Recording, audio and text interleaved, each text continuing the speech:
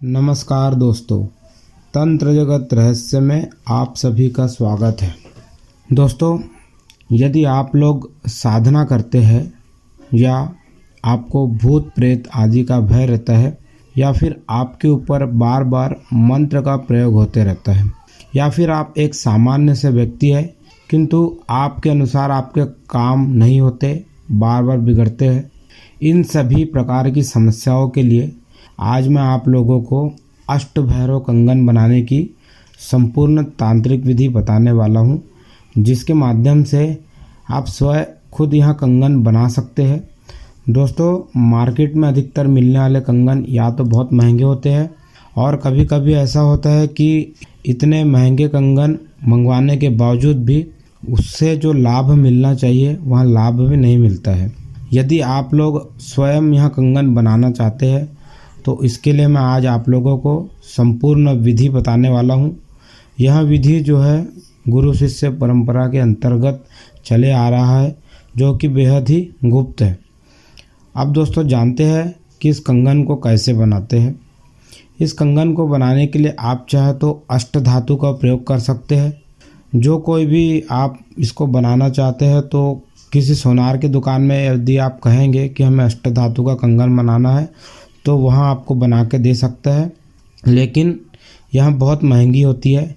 इसलिए अधिकतर लोग चांदी या जो लोग साधना करते हैं वो लोग पीतल के कंगन पर इसको बनाते हैं। इस कंगन को आप किसी भी पूर्णिमा के दिन या फिर चंद्र ग्रहण के दिन बना सकते हैं।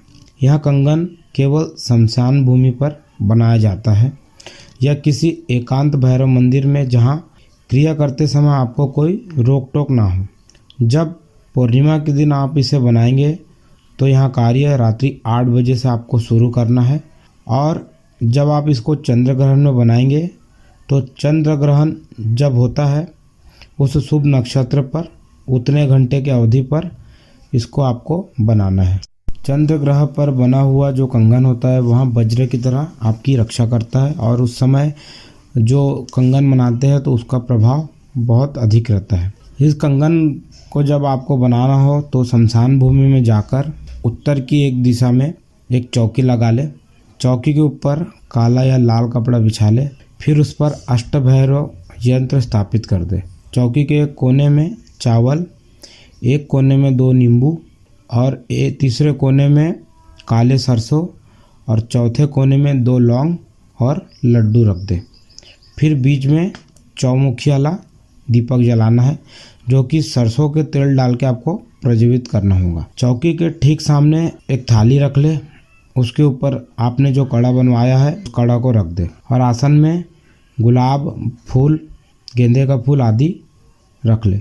फिर आसन को धूप दीप आदि करके रख दे और फिर दोस्तों उसी के सामने एक छोटा सा हवन कुंड भी आपको बनाना है। हवन कुंड यदि ले जाने में कोई तकलीफ हो या फिर किसी प्रकार की कोई समस्या हो रही है तो वहीं पर ये गड्ढा खोद के आप इसको हवन कुंड एक बना ले, उसमें आग प्रज्वलित कर ले। फिर सबसे पहले गुरु पूजन कर ले, फिर उसके बाद में एक माला गुरु मंत्र की कर ले। उसके बाद में अष्ट भैरव के नाम से आपको 8 आहुति वहाँ पर देना है। यहाँ सब आदि कार्य कर लेने के बाद में अब अपने हाथ में जल लेकर संकल्प करना है। सबसे पहले अपना नाम, अपने पिता का नाम, अपना गोत्र और जो स्थान पर कर रहे हैं वह स्थान का नाम लेकर यहाँ संकल्प लेना है कि मैं आज अष्टभैरव कंगन को सिद्ध करने के लिए पूर्ण विधि विधान से, पूर्ण विश्वास व निष्ठता के साथ मंत्र जाप करूँगा। कृपा करके मेरे इस कार्य को सिद्ध करें।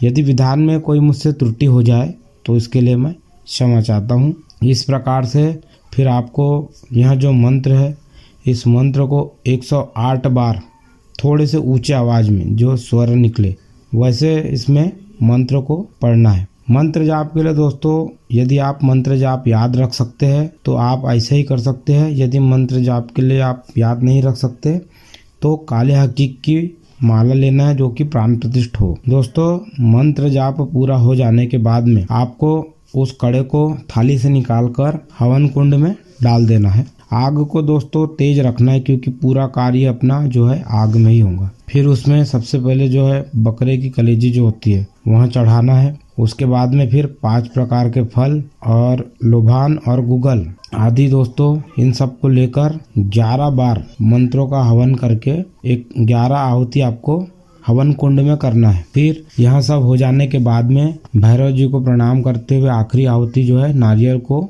देना है। उसके बाद में फिर आपकी जो पूजा है, पूजा पूरी तरीके से संपन्न हो जाएगी। इसके बाद दोस्तों या तो आप सवेरे जाकर कड़ा निकाल सकते हो या फिर पूजा तुरंत ख़त्म करके कड़ा निकाल ले और जो भी अपनी सब सामग्री हाथ जोड़कर उठा ले और उनको अपने अपने जगह पर वहीं कहीं रख दीजिए। उसके बाद दोस्तों सवेरे स्नान आदि करके आप कंगन को धारण कर सकते हो। लेकिन यदि जब आप कंगन धारण करेंगे तो अपने शरीर की साफ सफाई इत्यादि आदि का ध्यान रखें और जब आप किसी स्त्री के संपर्क में आते हो तो उस समय आप इस कंगन को निकाल दीजिए या फिर स्वच्छ आदि के समय में भी इस कंगन को निकाल लीजिए, जिससे कि यहाँ दूषित ना हो। जब कोई विशेष कार्य करना हो या कुछ करना हो तब आप इसको पहनकर रख सकते हैं। इस प्रकार से जो है इसकी जो ऊर्जा है हमेशा ही बने रहेंगी। दोस्तों जब आपको यहाँ लग रहा है कि इसकी ऊर्जा कम हो रही है तब आप इसी प्रकार से पुनः इसको ऊर्जावान बना सकते हैं।